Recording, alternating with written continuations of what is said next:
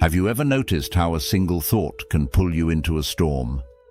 One moment, you're at peace. The next, your mind is spinning with what-ifs, regrets, fears, and expectations. The truth is, most of our suffering doesn't come from the world. It comes from the way we think about the world. But here's the secret. Your mind is not your enemy. It's a wild horse waiting to be trained. And once you master it, nothing, no person, no failure, no situation can shake your peace. Monks don't walk through fire because they're fearless. They walk through it because their minds are silent. They've learned the art of focus, the strength of stillness, the calm that doesn't waver no matter what the world does around them. And now, you're about to enter that same space of clarity. Not by running away from life, but by learning how to meet it with a mind that no longer trembles. 1. Your mind is the root. Calm it, and life follows. In Buddhism, everything begins with the mind. It's not just one part of who you are, it defines who you are. Your thoughts shape your emotions shape your actions, and your actions shape your life. The Buddha once said, "All that we are is the result of what we have thought." This means your reality is born from your mindset. If your thoughts are filled with worry, fear, or anger, your life will feel like a constant storm. But if your thoughts are grounded in peace, patience, and awareness, life becomes easier, even when things go wrong. Have you ever noticed how two people can go through the same difficult situation, yet one stays calm while the other falls apart? The difference is not what happened, it's how the mind responds. A restless mind will make small problems feel huge. It will exaggerate danger, create confusion, and keep you stuck in fear. But a calm mind can handle even the toughest situations with grace. When your inner world is still, the chaos of the outside world loses its power over you. That's why Buddhists don't try to control everything around them. They don't chase perfection in the world. They build peace within themselves.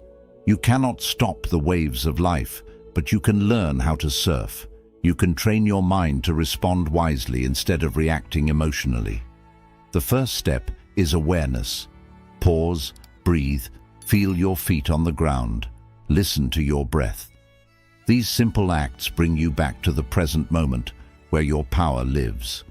Not in the future you worry about, not in the past you regret, but right here, right now. When you realize that you are not your thoughts, but the observer of those thoughts, you take back control. You stop letting your mind drag you into stories that don't serve you. You start choosing peace over panic, stillness over struggle. So don't spend your life trying to fix everything around you. Fix what's inside. Train your mind daily, just like you would train your body. With time and consistency, your inner calm will become unshakable. And when your mind is calm, life follows. Even when there's noise outside, there's silence within. And that silence is your superpower. 2. Let go of what you can't control. One of the deepest sources of suffering in life comes from trying to control things that are simply not within our power. You try to control how others behave. You try to control the future. You stress over things that haven't even happened yet, or may never happen at all. And while your intentions may come from a place of care, this constant desire to manage every outcome leads to exhaustion, anxiety, and inner chaos. Buddhism teaches a core truth: impermanence. Everything in life changes. People come and go. Circumstances rise and fall. Even your emotions, your thoughts, your beliefs, they shift like the clouds in the sky. So when you cling to something as if it's permanent, you suffer. When you expect life to stay exactly the way you want it, you create unnecessary pain for yourself. You see, worry is often a sign that you're trying to grip life too tightly. It's your mind's way of saying, "I don't feel safe unless I'm in control." But the truth is, you never had full control to begin with. You can't control how someone feels about you. You can't control the outcome of every decision. You can't even fully control your own thoughts without awareness and training. What you can control is your reaction, your attitude, your inner balance. Letting go doesn't mean giving up. It doesn't mean becoming passive or careless. It means you stop trying to force life to match your expectations, and instead, you begin to flow with it. You learn to trust the rhythm of things. You plant your efforts, but release your grip on the outcome. Ask yourself this powerful question: is this within my control? If the answer is no, breathe and let it go. If the answer is yes, focus on what you can do, and then let the rest unfold. Imagine holding a rope that's burning your hand. The longer you hold on, the more it hurts. But the moment you let go, the pain begins to heal. That's what happens when you release control over things that were never yours to manage. In Buddhism, peace is not about fixing the external. It's about dissolving attachment to it. So if someone wrongs you, let go of the need for revenge. If plans change, let go of the need for certainty. If life surprises you, let go of resistance. Because on the other side of letting go is freedom. And in that freedom, you'll find what worry could never give you: clarity, calm, and deep inner peace.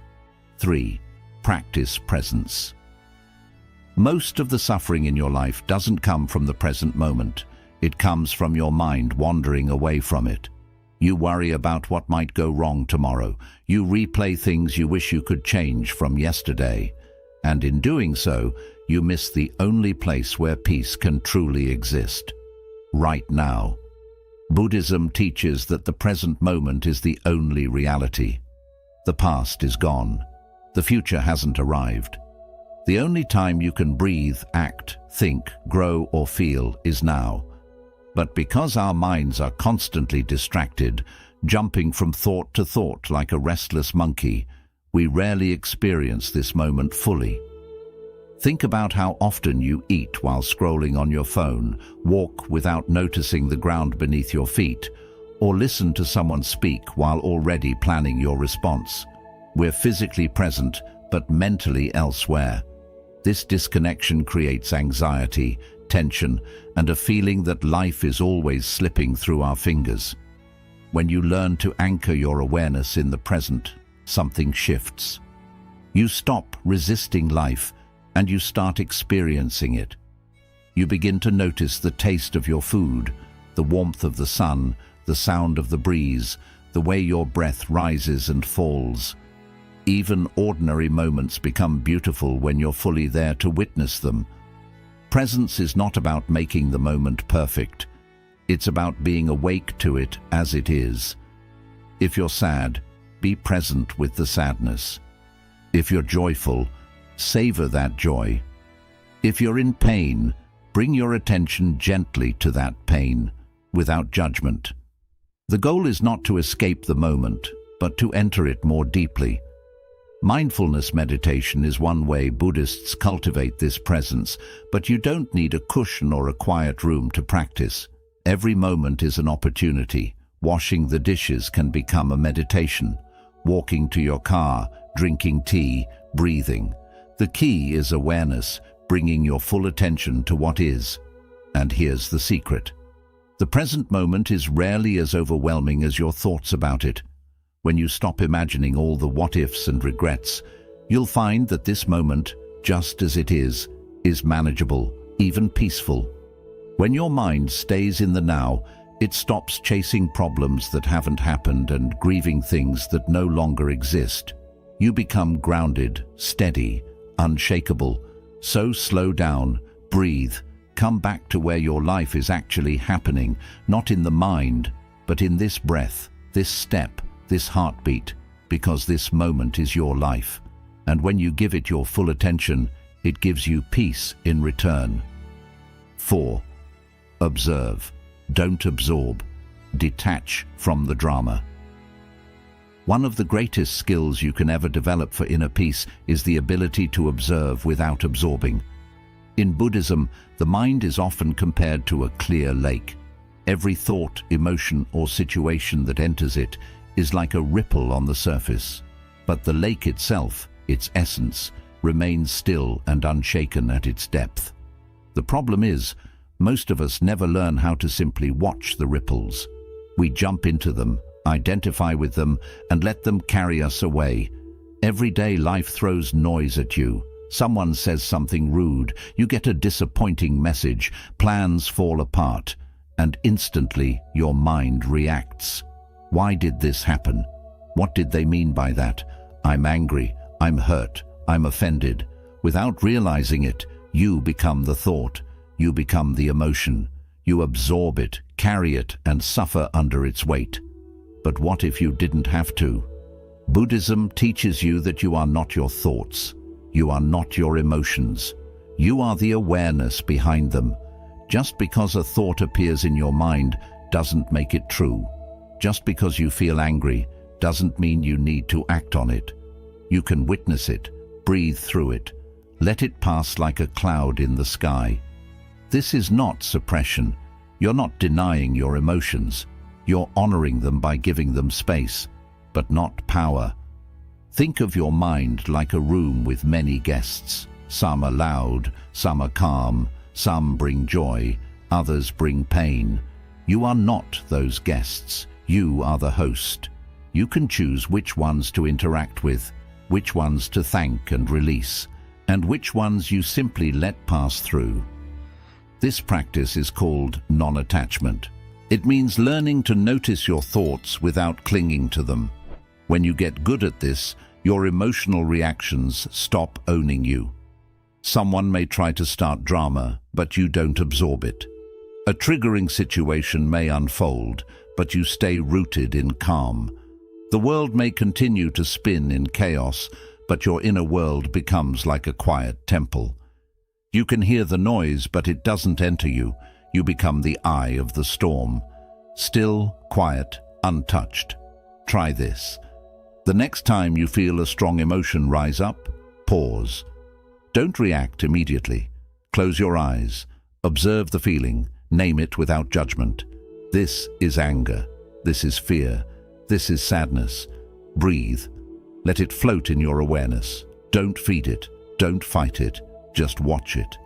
You'll be surprised how quickly it softens when you stop giving it fuel. And when you live this way, life becomes much lighter. You no longer carry the pain of every argument, the weight of every misunderstanding, or the poison of every insult. You see things for what they are, just passing experiences. Remember, you are the sky. Your thoughts and emotions are the weather. Let them come. Let them go. But stay rooted in your sky-like awareness. When you learn to observe without absorbing, you don't become cold, you become free. And in that freedom, you discover a level of peace that no drama, no person, no situation can ever take from you. 5. Repetition is power. Train your mind like a muscle.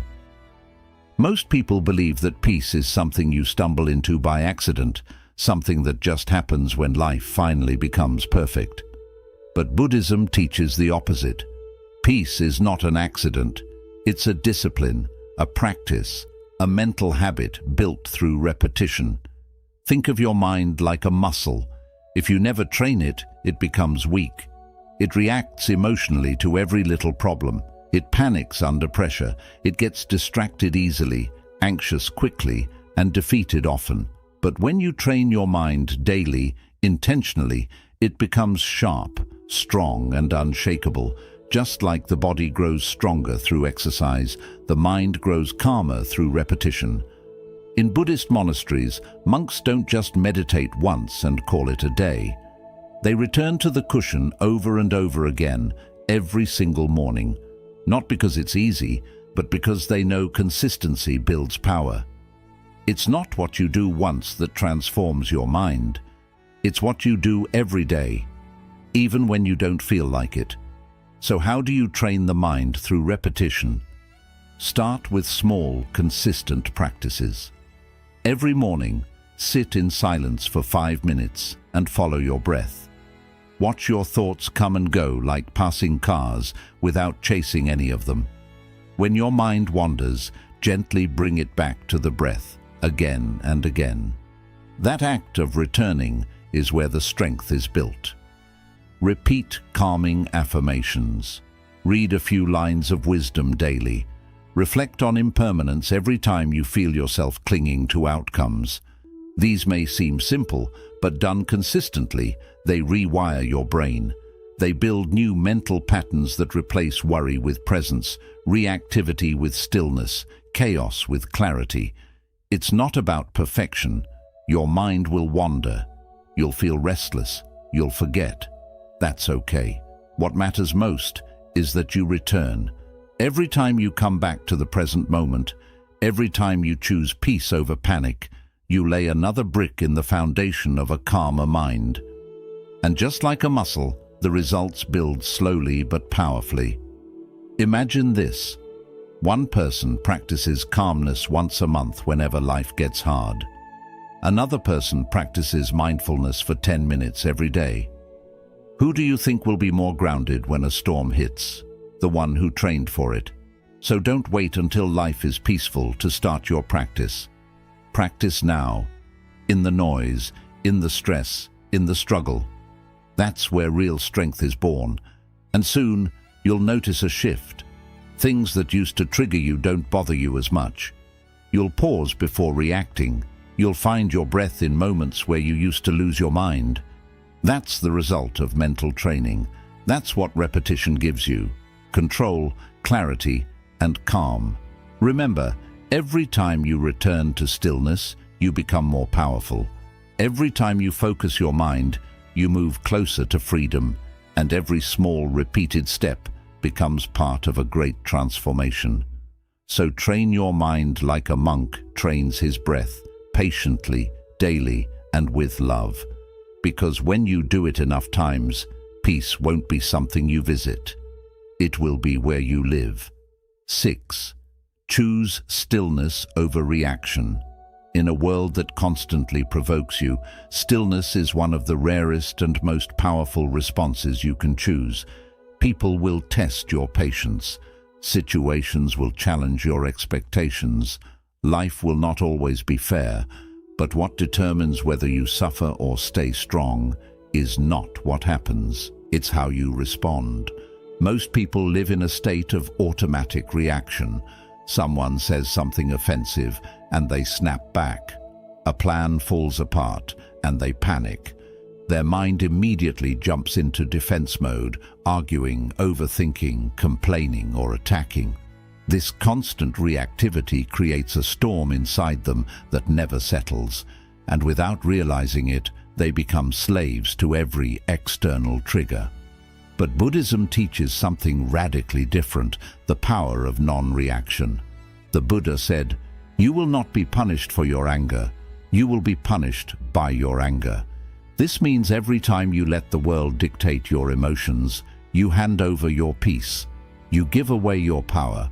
Stillness, on the other hand, is not weakness. It's not passivity. It's mastery. Imagine someone insults you, trying to provoke you. Your ego wants to fight back, to prove yourself, to win the moment. But instead, you pause. You take a breath. You observe your inner reaction without feeding it. You choose not to respond, not because you're afraid, but because you're above it. That stillness shakes people more than anger ever could. Because when you're calm, you're unpredictable, you're unshakable.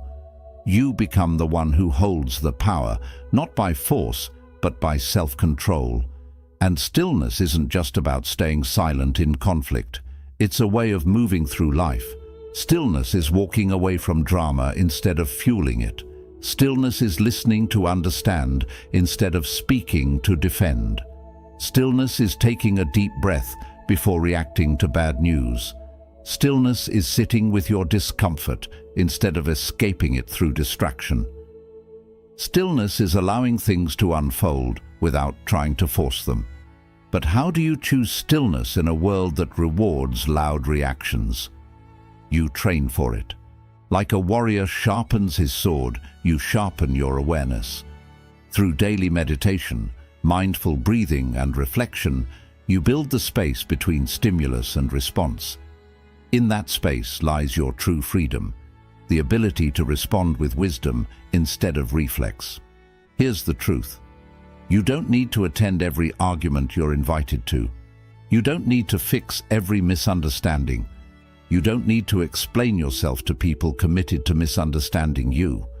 When you've found peace within, their chaos can no longer pull you out. Stillness is not the absence of emotion, it's the control of it. You might still feel anger, fear, or sadness, but you don't let those emotions drive your behavior. You acknowledge them and then choose your action with clarity. This is the path of the wise. Think of a candle in the wind. If the wind is too strong, the flame flickers, struggles, and eventually dies. But in stillness, protected, calm, the flame burns bright. Your inner flame is no different. If you constantly react, you'll burn out. But if you learn to stay centered, your inner light will guide you through anything. In moments of pressure, ask yourself, is reacting to this worth my peace? Will this matter tomorrow, next week, next year? Am I responding from ego or from awareness? When you choose stillness, you don't lose. You win in the deepest way. You rise above noise. You conserve your energy. You earn respect, not through fear, but through presence. People start to notice that you don't get dragged into negativity, that you remain calm when others lose control, that you lead with wisdom, not pride.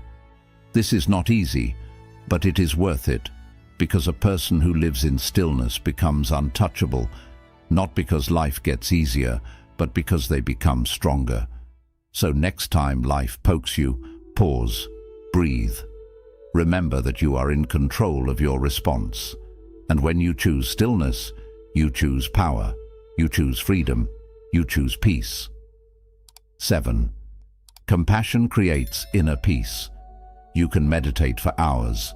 You can master silence, train your breath, and keep your mind focused like a laser. But if your heart is heavy with judgment, resentment, or hatred, true peace will still escape you. That's why in Buddhism, the highest form of inner mastery doesn't come just from discipline or stillness. It comes from compassion. Compassion, or metta in Buddhist teachings, is the intentional practice of extending loving kindness not just to those you like or agree with, but to everyone, including those who hurt you, disagree with you, or disturb your peace. This may sound difficult, and it is, but it is also one of the most freeing practices you will ever experience. Why? Because the more you judge others, the more judgment grows inside you. The more resentment you hold, the more it harms your own mind. Holding on to anger, even if it feels justified, is like drinking poison and hoping the other person gets hurt. It never works. You don't need to forgive someone because they earned it. You forgive because you deserve peace. When you train your mind to choose compassion instead of reacting, you stop being controlled by other people's behavior. You rise above the drama, the blame, and the emotional traps. You stop letting your peace depend on how others act, and you start creating a peace no one can take away. Let's look at an example. Imagine someone lies about you or treats you with disrespect. The common reaction is to feel angry, want revenge, or distance yourself from them. But Buddhist wisdom teaches something deeply powerful. They are hurting too. A truly peaceful person doesn't need to harm others. People lie, cause pain, manipulate or gossip because they are hurting, because they feel lost, because they aren't aware of their own suffering. And when you understand this, you stop taking their actions personally. This doesn't mean you allow abuse. Compassion isn't weakness. It is a form of clarity.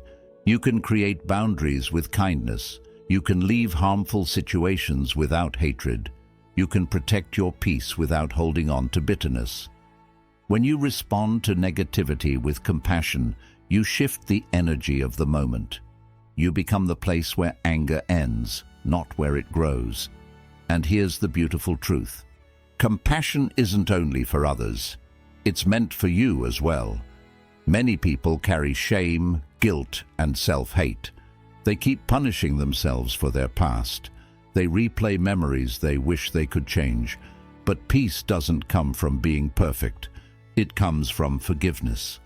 When you forgive yourself with the same kindness you would give a friend, you free your mind from the prison of regret. Buddhist monks often begin meditation by sending loving thoughts to themselves. May I be safe. May I be happy. May I be free from pain. Then they extend those wishes to others. May all beings be happy. May all beings be free from pain, even those who have hurt me. This isn't imagination. It's training the heart to stay open in a world that often tries to close it. And here's the shift. The more compassion you give, the more peace you feel, because you're no longer moving through life in a state of defense. You're not holding grudges, seeking revenge, or judging everyone you meet. You begin to see people not as enemies or problems, but as human beings, each carrying their own struggles, their own stories, and their own pain. This shift brings a deep sense of peace inside you. You no longer feel threatened by everything around you. You don't get upset as quickly.